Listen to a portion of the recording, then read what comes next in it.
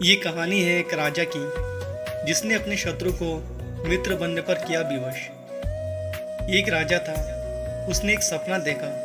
सपने में उसने एक परोपकारी महात्मा साधु उससे कह रहा था कि बेटा, कल रात को तुम्हें एक विषैला सांप काटेगा और उसके काटने से तुम्हारी मृत्यु हो जाएगी।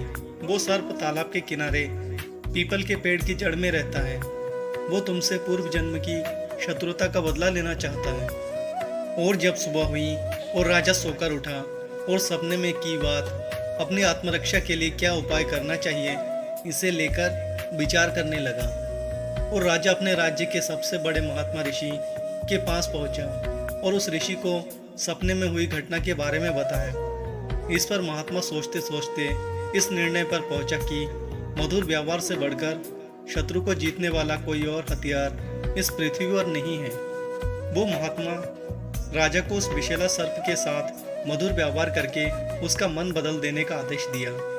राजा को भी उस महात्मा संत के सुझाव अच्छा लगा और राजा महात्मा संत का आशीर्वाद प्राप्त करके अपने महल की ओर चल दिया।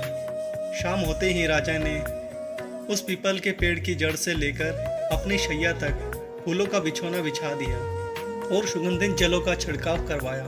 मीठे दूध के कटोरे जगह जगह रखवा दिए और सेवकों से कह दिया कि रात को जब सर्प निकले तो उसे कोई किसी प्रकार का कष्ट पहुंचाने की कोशिश ना करे, अन्यथा उसे मृत्यु दंड दिया जाएगा। रात को सांप अपनी बिल से बाहर निकला और राजा के महल की तरफ चल दिया। वो जैसे जैसे आगे बढ़ता गया, अपने लिए की गई स्वागत व्यवस्था को देखकर आनंदित होता गया। कोमल बिछोने पर लेटता हुआ, मन भावनी सुगंध का रसास्वाद करता हुआ, जगह जगह पर मीठा दूध पीता हुआ वो सर्प आगे की ओर बढ़ता चला गया। इस तरह क्रोध के स्थान पर संतोष और प्रसन्नता के भाव उस सर्प में बढ़ने लगा। जैसे जैसे वो आगे बढ़ता चला गया, वैसे वैसे उसका क्रोध भी कम होता गया। राजमहल में जब वो सर्प प्रवेश करने लगा तो देखा कि द्वारपाल सशस्त्र खड़े हैं, लेकिन उसे जरा भी हानि पहुंचाने की चेष्टा नहीं किया। ये जानते हुए भी कि मैं एक जहरीला सर्प हूँ और मैं राजा को डस भी सकता हूँ। यह असाधारण सी लगने वाले दृश्य को देखकर सांप के मन में इसने उमड़ आया। सद्व्यवहार, नम्रता, मधुरता के जादू ने उसे मंत्रमुग्ध कर दिया था।